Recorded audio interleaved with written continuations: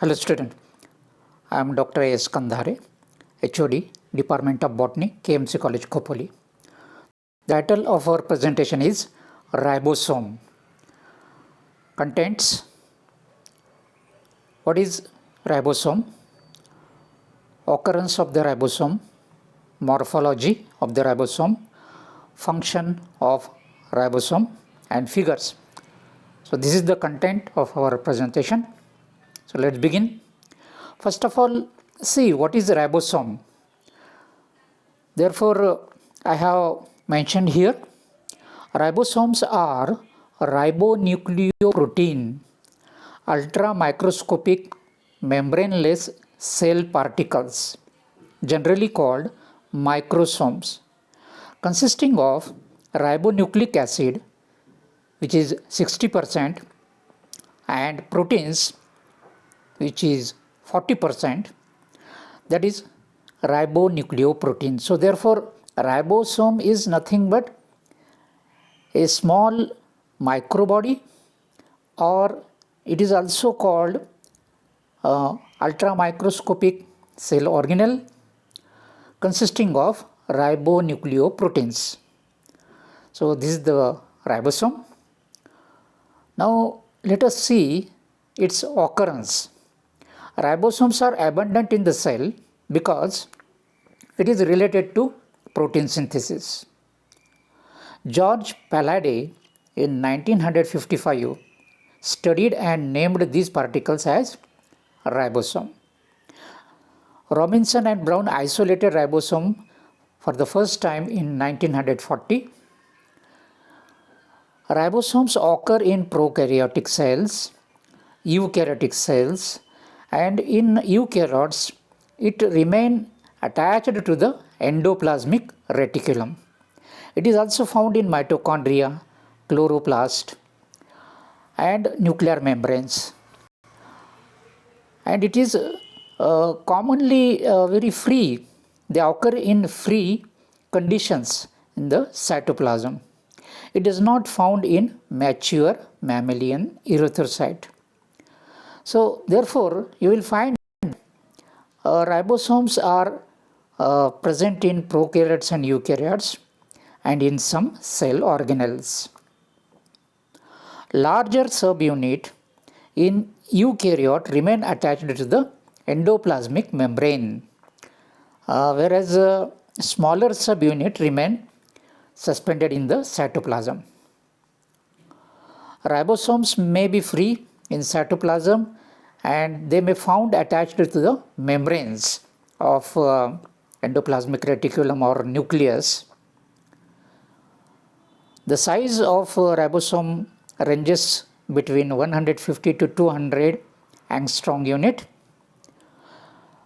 It is abundant in cells engaged in protein synthesis. Therefore, its prime function is protein synthesis. तो जहाँ पर protein synthesis बहुत ज़्यादा होता है उस सेल में राइबोसोम बहुत ज़्यादा मात्रा में पाए जाते हैं. Ribosomes are synthesised in cytoplasm and nucleolus. तो ये जो राइबोसोम्स है ये इसका सिंथेसिस दो जगह होता है, एक तो न्यूक्लियोलस में और पार्शियली ये साइटोप्लाज्म में बनता है. साइटोप्लाज्म में इसका प्रोटीन बनता है और न्यूक्लियोलस में उसमें आरएनए ऐड किया जाता है. So therefore biosynthesis of ribosome occur in cytoplasm and in nucleus.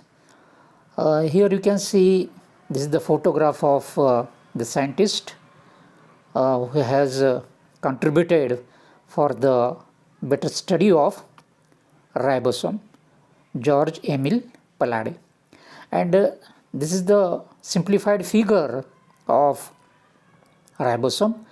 This is larger subunit and this is smaller subunit, and this is mRNA attached to the smaller subunit. So where instructions to make a protein written on the mRNA molecule. So therefore, ribosomes play vital role in protein synthesis in association with mRNA and tRNA. So that is the prime function of ribosome. Now let us see, as I told you, prokaryotic and eukaryotic cells possess ribosome. So let us see the composition of prokaryotic and eukaryotic ribosome. So prokaryotic ribosome has two subunits. Larger subunit is of 50 Swedberg units and smaller is of 30 Swedberg unit, which is indicated as 50 years and 30 years. So both units, when come together, it produces 70 years unit, means it is a functional unit, isn't it? The complete assembly of ribosome consists of 70 years units. तो ये yes indicate करता है Svedberg unit या sedimentation constant. तो ये जो larger sub unit है इसका सेडिमेंटेशन कोएफिशिएंट जो है तो 50 सेकंड का है और इसका 30 सेकंड का है. और जब ये दोनों का इकट्ठा जब हम काउंट करेंगे सेडिमेंटेशन कोएफिशिएंट तो it becomes 70 years. So in this fashion you will find that this is the yes. What is the yes? It yes stand for Swedberg or sedimentation coefficient. So here is some features, important features related to prokaryotic ribosome. The molecular weight of this prokaryotic ribosome is 2.7 into 10 raised to 6 Daltons. इतना उसका molecular weight है. The larger subunit indicated as 50S consists of 23S rRNA, that is ribosomal RNA, 23S rRNA, then 5S rRNA, then about 34 different proteins are there. rRNA and protein, that ratio is 2:1. तो यहाँ पर आप देखेंगे कि prokaryotic ribosome के अंदर RNA, that is ribosomal RNA, ribonucleic acid का जो प्रोपोर्शन प्रोटीन से कितना है तो 2:1, राइट. सो राइबोन्यूक्लिक एसिड आरएनए में और उसका प्रोटीन का जो कॉम्बिनेशन होता है, क्योंकि ये न्यूक्लियो प्रोटीन है ना, राइबोन्यूक्लियो प्रोटीन है ये. RNA is ribonucleoprotein. So therefore the quantity of rRNA is to protein is 2:1 in case of prokaryotic ribosome. तो इस प्रकार से प्रोकैरियोटिक राइबोसोम के अंदर 2:1 रेशियो के अंदर RNA और प्रोटीन होते हैं. Smaller subunit indicated as 30S. So it has 16S rRNA and about 21 different basic proteins. So this is the composition of prokaryotic ribosome.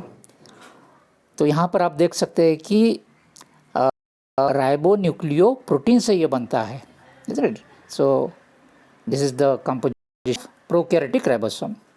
Similarly, let us see eukaryotic ribosome and its composition. So here the larger subunit consists of having the sedimentation coefficient of 60S and smaller subunit has 40S sedimentation coefficient, and together they constitute 80S functional unit. Okay, तो ये separate जब होते हैं तो उसका ये sedimentation coefficient इतना होता है लार्जर का और स्मॉलर का, और जब ये दोनों इकट्ठा होते हैं और उनका सेडिमेंटेशन कोएफिशिएंट अगर काउंट किया जाए तो इट बिकम्स 80S. तो ये इसका प्लस नहीं है, it is not addition of these figures 60 + 40 = 100, ऐसा नहीं है, राइट. तो ये सेडिमेंटेशन कांस्टेंट होता है, उसका सेडिमेंटेशन रेट होता है, उसके ऊपर ये निर्भर करता है. ये जो फिगर्स है तो इसमें कन्फ्यूजन नहीं होना चाहिए. Okay, 60S indicate sedimentation rate of this larger unit and 40S indicate sedimentation rate of smaller unit, and when these two units combine together their rate of sedimentation is ATS. So this is the thing that you have to understand here. Now let us see the features of eukaryotic ribosome. Its molecular weight is 4 into 10 raised to 6 Daltons इसका molecular weight है. Larger sub unit जो है वो 60S से indicate किया गया है. It consist of 20S rRNA, then 5.8S rRNA, 5S rRNA and 49 different basic proteins. So this is the composition of eukaryotic larger subunit. तो इतना ये rRNA और बेसिक प्रोटीन का कंपोजिशन बन करके ये लार्जर सब यूनिट बनता है. उसके बाद में एडिशनली इसके अंदर आरएनए और प्रोटीन का जो रेशो है ये तकरीबन इक्वल है, 1:1 है, इज़ इट. आरएनए और प्रोटीन का जो कॉम्बिनेशन है ये इक्वल है, 1:1 रेशो, इज़ इट. जहाँ के प्रोकैरियोट के अंदर ये 2:1 है, आरआरएनए और प्रोटीन का रेशो 2:1 है. Where as in eukaryotic ribosome rRNA and protein ratio is 50-50, that is 1:1. और कहीं जगह नियरली 50-50 होता है, एग्जैक्टली 50-50 कहीं होता है, लेकिन इट इज़ नियरली 50%.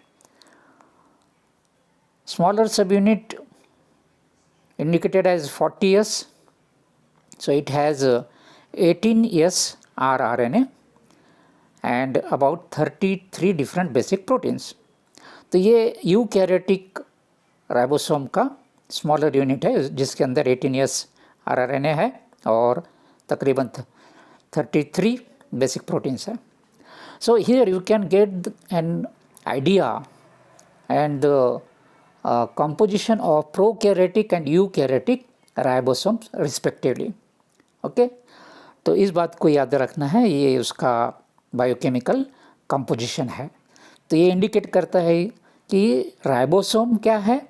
तो राइबोसोम राइबो न्यूक्लियो प्रोटीन होता है actually, is it. So this is the thing that you have to understand. Now let us see the morphological feature and which is useful for binding the larger and smaller sub unit. तो E coli के अंदर जो ribosome है उसका ये यहाँ पर figure दिया है. So here you can see this is the smaller sub unit. तो ये स्मॉलर सब यूनिट के अंदर ये बताता है कि it has shapes like this. So you will find that shapes are somewhat very clumsy type of shapes. तो जिसको हम कहेंगे कि कोई पर्टिकुलर शेप नहीं है, लेकिन एक किस्म से इसको प्रोजेक्शंस है, कुछ डिप्रेशंस है, इज़न्ट इट, नॉचेस है, इस प्रकार का कुछ इसका अपीयरेंस है. So here you can see it contains head, then platform and base. तो यहाँ पर बताया गया it has head, isn't it. This is the bulged portion, it is called head, and it is elongated portion, it is called platform, और ये bulbs base है इसका. तो ये दो व्यू है इसके अंदर, ठीक है ना. एक व्यू में ऐसा दिखता है, थोड़ा सा अलग व्यू में ये इस प्रकार से दिखेगा. तो दो व्यू के अंदर ये फिगर यहाँ पर बताया है, isn't it. So this is the smaller sub unit, that is 30S सब unit of the E coli ribosome. तो यहाँ पर यही ध्यान में रखना है कि ये स्मॉलर सब यूनिट के अंदर उसको हेड होता है, एक प्लेटफॉर्म होता है और एक बेस होता है. सो this is smaller sub unit. Now let us see the larger sub unit of E coli ribosome. तो लार्जर सब यूनिट के अंदर भी कुछ ऐसे पोर्शंस होते हैं, नीचे ऊपर कुछ प्रोजेक्शंस है, कुछ नॉचेस है, isn't it? So here are the main parts of the larger subunit.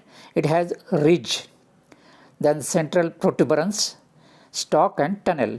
ये चार उसके हिस्से हैं. So you have to understand it. So here you can see this projection. It has ridge, है ना. It has a stalk and it has a central protuberance. तो ये important उसके पार्ट्स हैं। बहुत महत्वपूर्ण एक यहाँ पर एक उसका पार्ट है जिसे हम टनल कहते हैं, isn't it? So here you can see this larger subunit has a tunnel, isn't it, for passing polypeptide chain to ER। तो इसके अंदर से polypeptide chain जब बनती है तो that polypeptide chain is passed through this tunnel into the endoplasmic reticulum for further processing। तो इस प्रकार से इसके ये पार्ट्स है, isn't it? And these are two units, that is larger unit and smaller units, isn't it? This smaller unit and this large combine together and become a functional ribosome. When these ribosome units are separate as a small unit and large unit, they do not function, they are non-functional, isn't it? तो ये जब separate होते हैं तो इस प्रकार से दिखाई पड़ते हैं, लेकिन जब आप फिगर ड्रॉ करेंगे तो वो एक सिंप्लीफाइड फिगर आपको ड्रॉ करना है, वो नेक्स्ट स्लाइड में मैं आपको बताऊंगा। So these are the actual dimensions and उसका जो फिगर होता है that is the actual figure of this ribosome small and large units. Now let us see the combination of smaller and larger subunits. When these smaller and larger subunits come together, they become the ribosome become functional.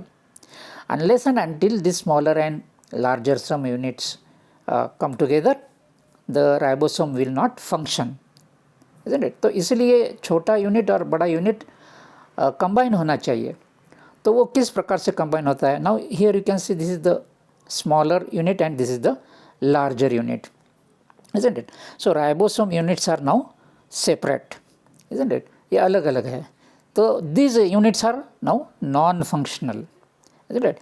So when conditions are proper, isn't it? So what are the significant condition to make this non-functional unit functional? So it requires magnesium ion concentration which is equal to 0.001 molar along with guanosine triphosphate. तो ये जब cell के अंदर protein synthesis शुरू होने की प्रक्रिया हो जाती है शुरू, उस वक्त मैग्नीशियम आयन का कंसंट्रेशन 0.001 मोलार होना चाहिए और साथ में जीटीपी भी अवेलेबल होना चाहिए।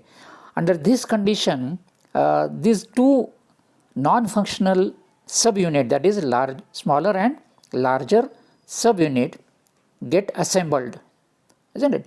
तो वो assemble हो जाते हैं and after assembly they appear like this. This smaller unit is attached to the larger subunit. Okay, so this is the simplified figure. जब भी आप एग्ज़ाम में फिगर निकालना चाहोगे तो आप इस प्रकार से ही फिगर वहाँ पर निकाल सकते हैं, isn't it? You can show smaller unit like and larger unit like this. Okay, now this smaller and larger subunit combine, ये इकट्ठा हो जाते हैं, एक दूसरे से जुड़ जाते हैं, isn't it? बट कंडीशन क्या है? This is the condition, isn't it? Magnesium ion का कॉन्सेंट्रेशन इतना होना चाहिए, साथ में जीटीपी भी अवेलेबल होना चाहिए। Under this condition this two units non functional units assemble and they become now functional unit. Okay, अभी ये फंक्शनल यूनिट बन गए और फंक्शन करने के लिए तैयार है। अब यहाँ पर ये जो यूनिट्स एक दूसरे को कनेक्ट हो गए हैं, तो ये बीच ये कनेक्शन जो होता है तो एक बॉन्ड तैयार होता है and that bond is called salt bond, isn't it? Salt bond is formed in between smaller and larger सब यूनिट्स। ओके, सॉल्ट बॉन्ड जो फॉर्मेशन होता है तो कैसा होता है? It is formed between phosphate group of RNA and amino group of amino acid. ये दोनों के बीच में एक किस्म का बॉन्ड तैयार होता है और ये एक दूसरे को जुड़ जाते हैं। So therefore A salt bond is formed.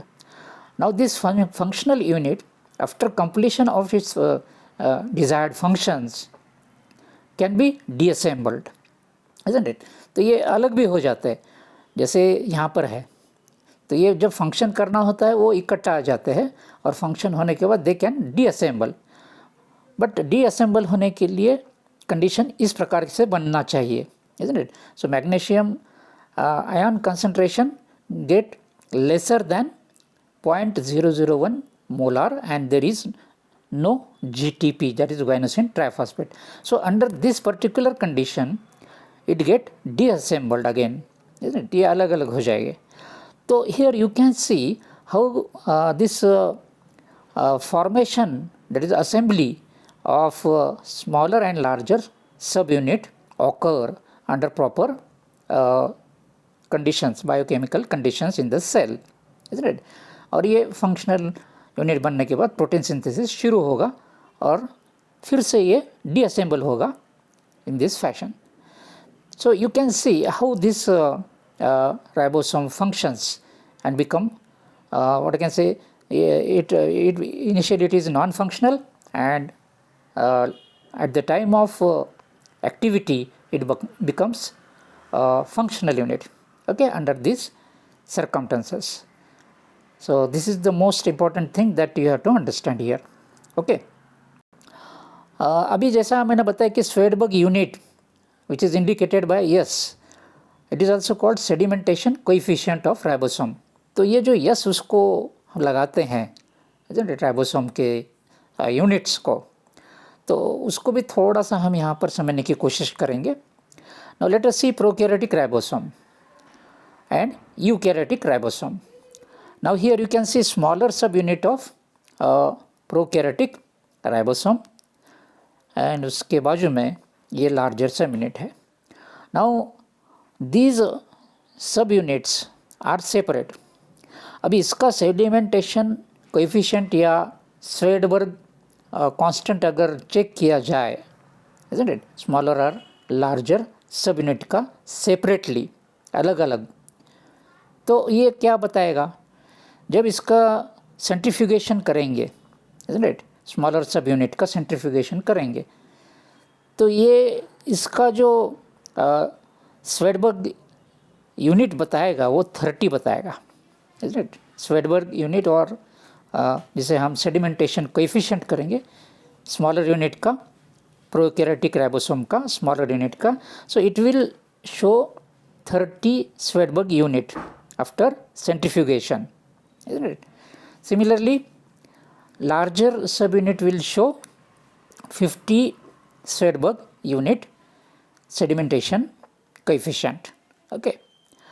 तो इस प्रकार से आप देखेंगे कि ये स्मॉलर और लार्जर सब यूनिट जब सेपरेट होते हैं और उनका सेपरेट अगर सेंट्रीफ्यूगेशन किया जाए तो उनका जो फिगर आएगा, उनका जो यूनिट आएगा वो इस प्रकार से है 30s and 50s, isn't it? When they are separately centrifuged, isn't it?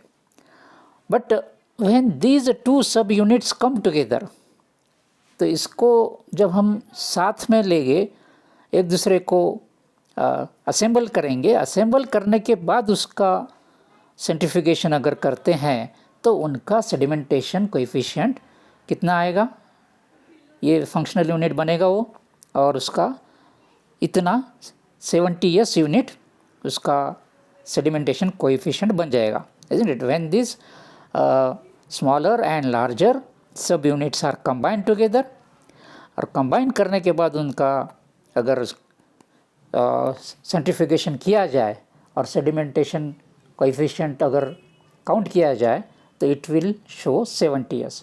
तो इससे आप पता चलेगा कि this is not just integration और ये मिलाने का नहीं है, 30s plus 50 is equal to 80 ऐसा कुछ नहीं है ये, isn't it? तो it depends upon the sedimentation coefficient, isn't it? तो ये जब स्मॉलर यूनिट का इतना आएगा, लार्जर यूनिट का इतना आएगा, और जब ये स्मॉलर एंड लार्जर यूनिट को इकट्ठा करके उनका सेडिमेंटेशन कोएफिशिएंट निकाला जाए तो it will show 70s units. तो इस प्रकार से आप यहाँ देखेंगे कि ये उसका एक बायोलॉजिकल टर्मिनोलॉजी में सेडिमेंटेशन कोएफिशिएंट बताता है. ये this figures indicate Svedberg unit. Svedberg नाम का साइंटिस्ट है, उसने ये इसके ऊपर काम किया है, इसलिए हम इसको स्वेडबर्ग यूनिट भी कहते हैं। उन्होंने ये सेडिमेंटेशन कोएफिशिएंट की मेथड से ये बताया है। So for that reason this S indicate Svedberg unit और सेडिमेंटेशन कोएफिशिएंट। तो इसीलिए S stand for this particular Svedberg unit और सेडिमेंटेशन कोएफिशिएंट। तो ये इस बात को याद रखना है। Okay, similar thing is happening with eukaryotic ribosome. So here you can see a smaller unit of eukaryotic ribosome, and this is larger subunit of eukaryotic ribosome. So these subunits are separate, and if you count its sedimentation coefficient of these two separate ribosome units separately, अलग अलग तरीके से इसका अगर हम centrifugation करेंगे तो इनका वैल्यू इस प्रकार से रहेगा। स्मॉलर यूनिट का 40s यूनिट वैल्यू मिलेगा और लार्जर सब यूनिट का 60s सब यूनिट ना इसका सेडिमेंटेशन कोएफिशिएंट मिलेगा।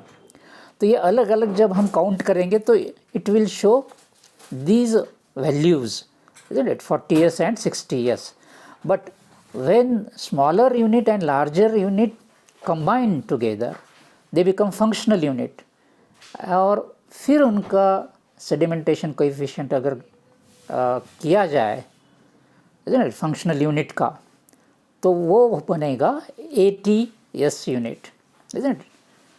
So therefore this is not a combination that is 40 plus 60 is equal to 100, ऐसा नहीं है, isn't it? तो ये 40 सब यूनिट और 60 सब यूनिट का जो ये है राइबोसोम के सब यूनिट्स है, उनको इकट्ठा किया जाए और उनको फिर सेंट्रीफ्यूगेशन किया जाए तो it will show 80s units. तो इस प्रकार से ये सेडिमेंटेशन कोएफिशिएंट और सेडिमेंटेशन वैल्यू है राइबोसोम की। तो इसको हम थोड़ा सा ध्यान में रखना है। So here you can see this is the functional unit, isn't it?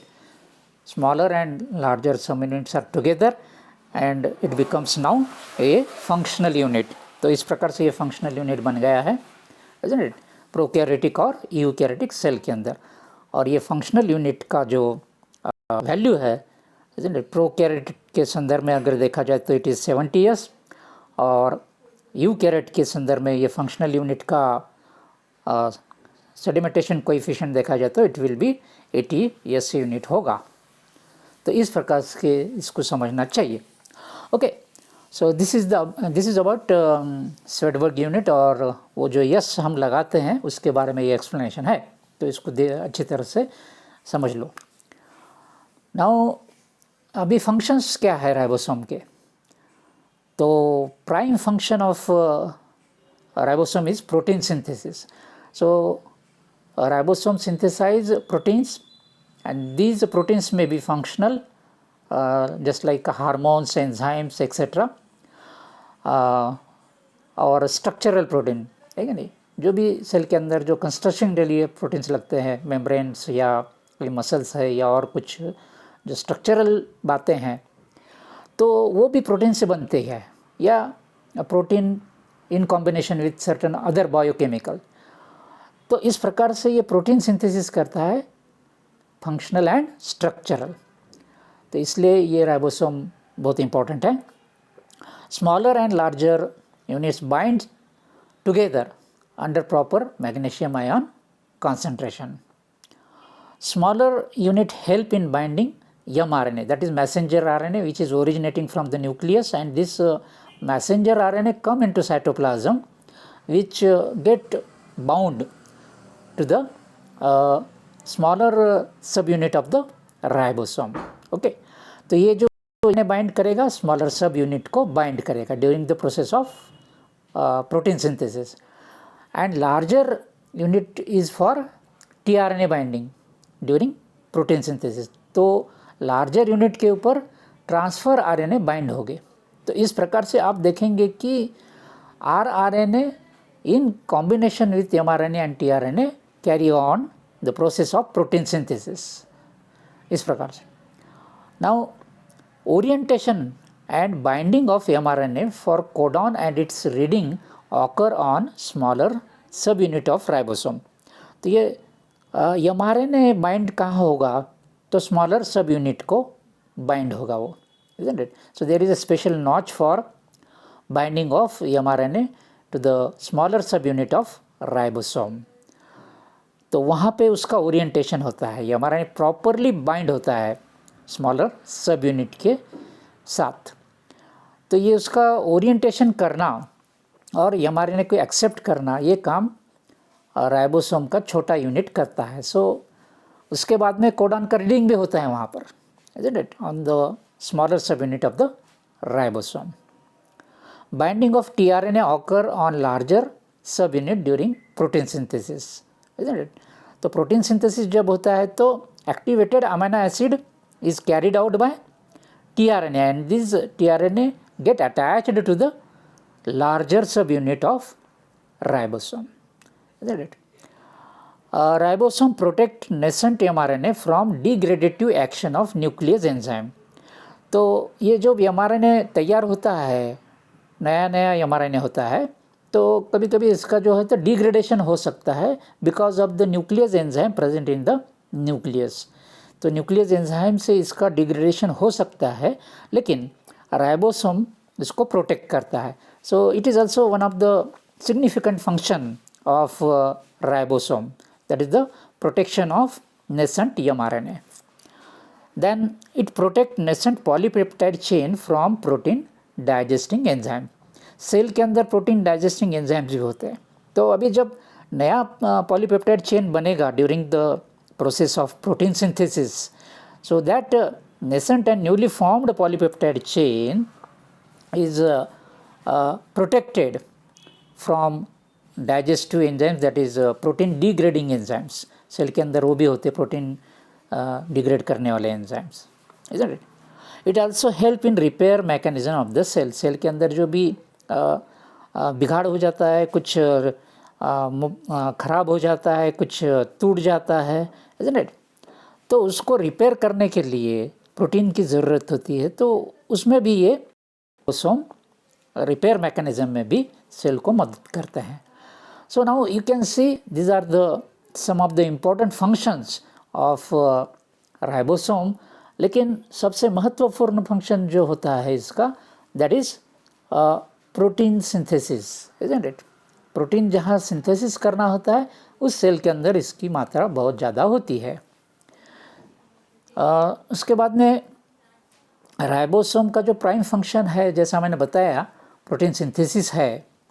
So here you can C a figure indicating the assembly ready for protein synthesis. So here you can see this is the smaller subunit consisting of 30S unit, and this is the larger subunit consisting of 50S subunit. तो इस प्रकार से ये smaller और ये larger subunit अभी एक दूसरे को कनेक्टेड हैं. They came together, they are assembled and they are now under the process of protein synthesis. So here you can see mRNA is also attached here, and here tRNA are also attached here, and here you can see this P and A, isn't it? So this is the P or peptidal binding site, and this is the A site. It is called A site or amino acyl binding site. So these are the two sites, isn't it? तो इस प्रकार से आप देखेंगे कि this mRNA carrying the codon, isn't it, triple U, G, CC, etc. तो ये इस प्रकार से ये कोडॉन है इसके ऊपर mRNA के, and this codons lie in a proper position on this notches, isn't it? And then फिर tRNA brings activated amino acid one by one यहाँ पर लाएंगे, अटैच होते चले जाएगा, और you can see here this polypeptide chain is being synthesized, isn't it? So growing polypeptide chain which is attached here. तो इस प्रकार से आप देखते हैं कि ये राइबोसोम का फंक्शनल यूनिट यहाँ पर बताया गया है. Another figure is there. So here is somewhat different figure. Now here you can see 2 sites are shown here, but here you can see 3 sites. तो कहीं कहीं 3 sites बताए गए हैं, that is site A, P and E. 3 site है. तो ये जो साइट्स है, तो A stands for amino acid binding site. तो जैसा मैंने बताया कि जो A साइट है यहाँ पर, this site is for amino acid binding site. Then this P site is for peptide bond formation site and E site is eject site, जहाँ पर tRNA eject होगा, बाहर निकल जाएगा ये साइट में से after bond formation.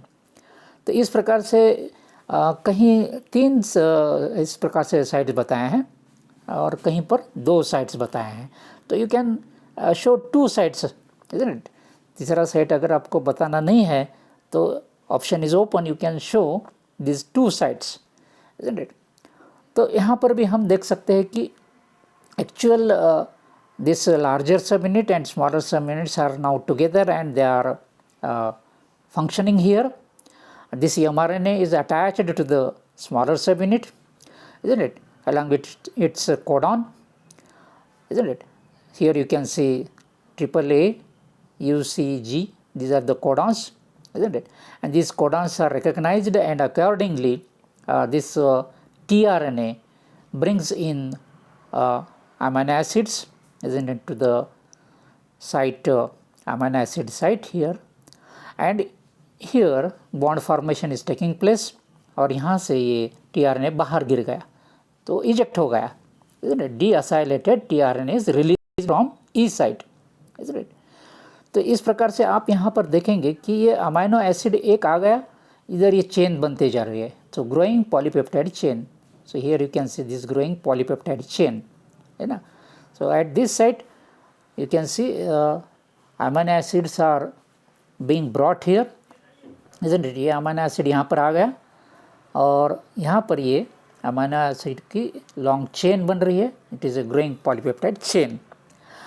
So in this way यहाँ पर हम देख सकते हैं कि किस प्रकार से राइबोसोम का रोल है प्रोटीन सिंथेसिस में. So this is the figure and you can draw this simplified figure, isn't it. आप जब एग्ज़ाम में बताओगे तो you can draw this simplified figure. छोटा यूनिट इस प्रकार से बता सकते हैं, बड़ा यूनिट इस प्रकार से बता सकते हैं, isn't it. और you can show this 2 sites only. So this is the ribosome and its function. ये राइबोसोम एक चेन में भी काम करते हैं जहाँ पर बहुत सारा प्रोटीन तैयार करना होता है. In that case the ribosome form polyribosome. So many ribosomes come together simultaneously and carry out the process of protein synthesis.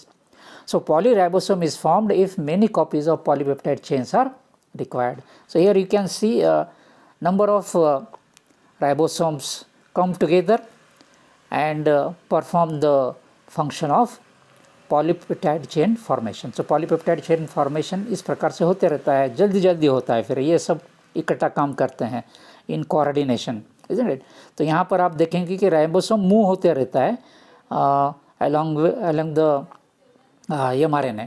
ये mRNA मूव नहीं होता है, राइबोसोम मूव होते रहता है, isn't it.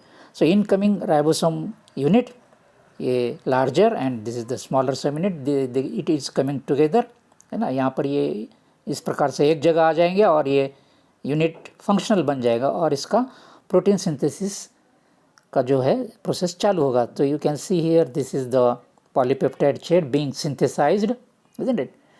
और यहाँ पर ये कंप्लीट होगा polypeptide chain. After completion of this polypeptide chain you can see this ribosome units are separated, deassembled हो गए, isn't it. तो इस प्रकार से हम देखते हैं कि ये डीअसेंबल भी हो जाते हैं at the end of this mRNA chain. So in this way polyribosome भी बन सकते हैं depending upon the need of the protein synthesis. So this is about ribosome and its function. So I recommend that you see this video repeatedly and prepare your own notes. Okay friends, thank you very much.